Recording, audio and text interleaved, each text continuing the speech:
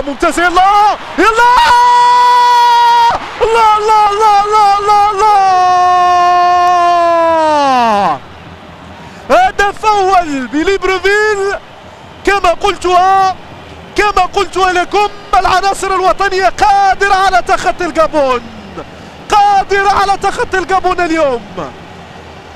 هدف أول للعميد حسين خرجة، 70 مباراة دولية، يسجل 8 هدف دولي. لا يا سلام اليوم الهدف الأول،